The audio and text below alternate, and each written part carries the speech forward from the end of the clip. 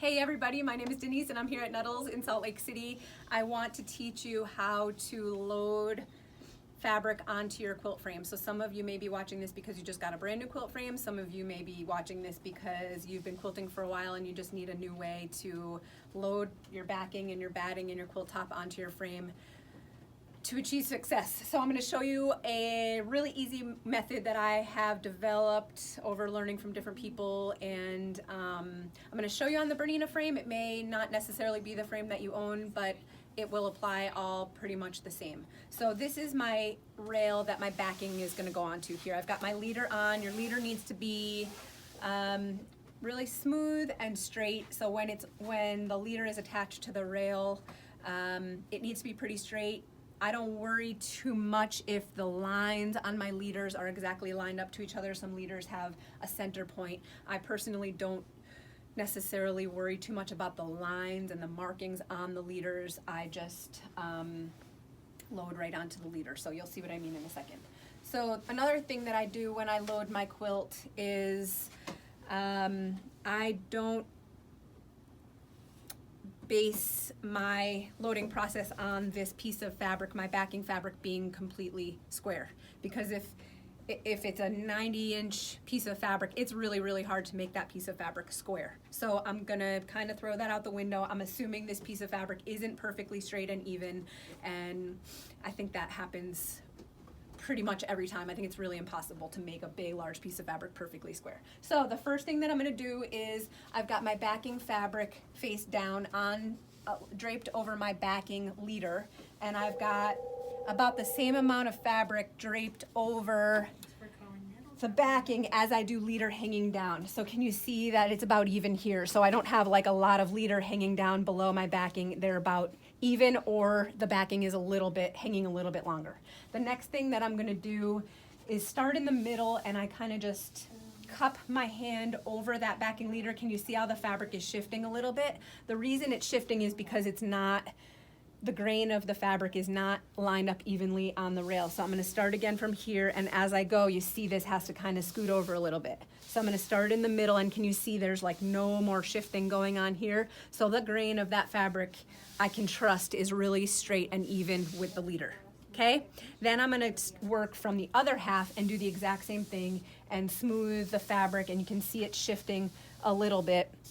And then once I just take one last shot over this. So I'm not stretching the fabric, I'm just smoothing it out so the grain is nice and straight and even. And then when I look at how low this is hanging in relation to my leader, again, like I said before, I want to make sure that my backing is at least as low as the leader, if not hanging a little bit lower. Okay, so maybe like that. The next thing that I'll do is take my nice strong pins. I like to use these heavy, they're really strong and sharp. Some of the other ones will bend a little too easily, and this leader is nice and durable. So what I'm gonna do next, well, let me back up. Notice how now this side of the fabric is kind of sagging a little bit lower, right? It's not totally even this side to this side, okay? So I'm not gonna now go and take this fabric that I just so carefully smoothed out and line it up to the bottom of my leader and then pin. That defeats the whole purpose of the squareness of the fabric and lining it all up evenly. So instead, what I'm gonna do is just let this hang and grab right into the leader. I'm being really generous with where I'm pinning here, but I'm gonna show you on the back side. The fabric is just draping down nice and flat, and I've pinned 1/4 of an inch or so, whatever you want this to be. This is 1/4 of an inch into the leader. Okay, so now every other pin that I put in needs to hang, and I go a couple, maybe 3 inches apart. My next pin is gonna go same thing, same distance up in my leader, okay? So continue on like that until you get all the way across in both directions, on both sides. Notice I started from the middle and I worked my way out.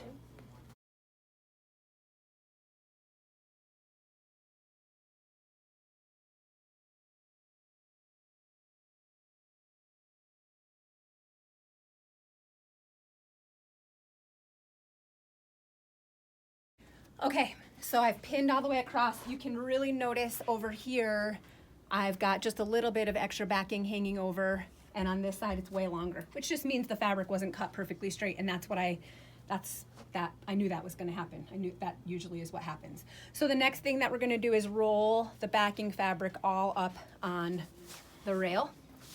I'm going to lock this rail here and start to roll my quilt on, my backing on. What happens when we do this is in the middle, it gets loose and baggy and wants to be a little bit looser.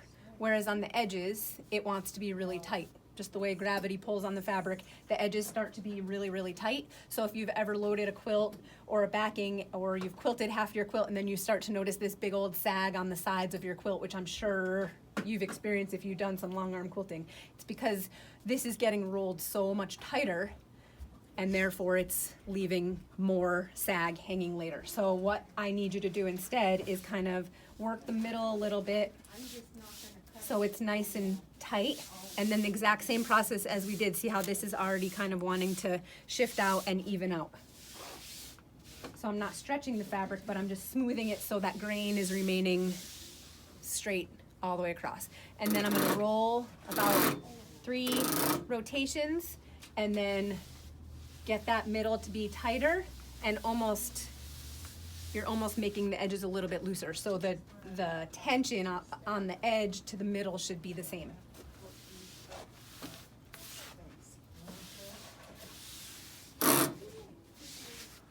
And then continue rolling and rolling and rolling until you're not going to go all the way to the other end, because the next thing that we need to do is take this to the back and load it to the back leader.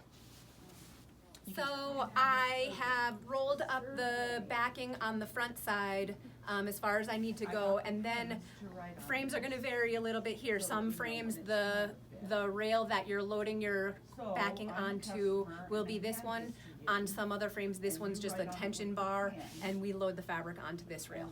So if you notice, I've gone under the tension bar. It's really important that you go under this, and then I've come right up and over, and it follows the same path as my leader does, okay? So under and then over, and then what I've done next is I've smoothed this all out.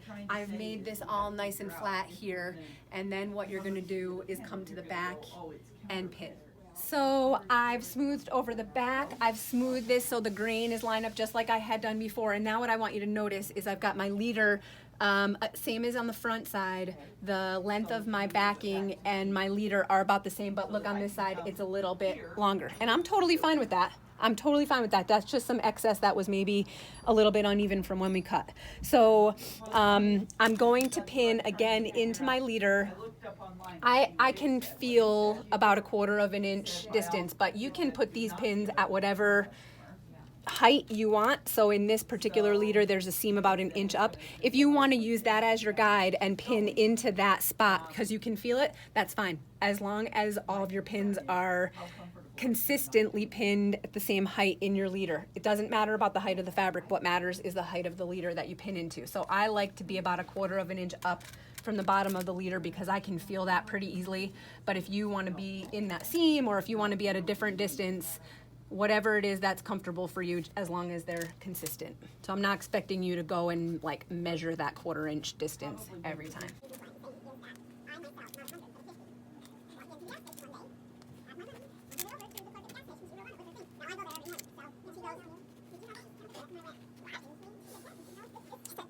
So now I need to drape this back over to the front. I have no idea.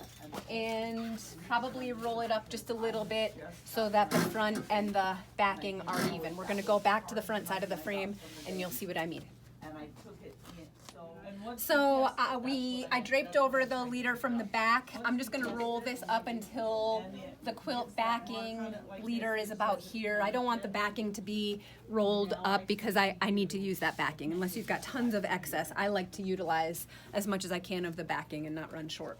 Then what we need to do is finish rolling all of this excess that we've been using over the back side. So I need to follow the same process as I did before. Roll a couple of times, allow tension on that rail, and smooth. Remember, this is going to have to probably be smushed up a little bit. I'm not stretching the fabric, I'm just making it be so that everything remains consistent, so it's not really tight on the edges. Roll a couple of times, smooth, you'll feel where that grain needs to shift a little bit. And then by the time you get to the end, hopefully what you end up with something totally flat like this. So hopefully, maybe in the past, when you've gotten to this point where everything should be flat, you had this big old sag on the sides and tighter in the middle, and that's because this stuff was getting rolled way tighter than the middle section was. But we kept the whole roll nice and consistent as far as the tension on the fabric, and now it's perfectly flat. So that's how I load my backing. I hope this has been helpful. I'm going to, next thing that I'm going to do is take my batting, which is right here, and I float my batting. So this is going to be my batting, and this will just float on the top.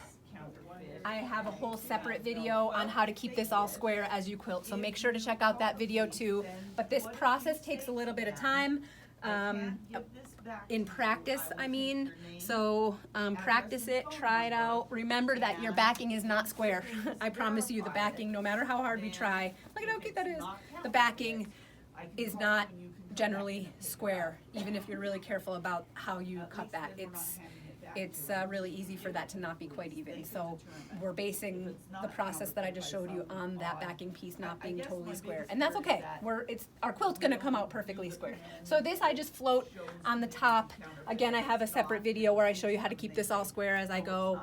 And that's how I load my quilt. So thank you for watching. If you have questions, please let me know.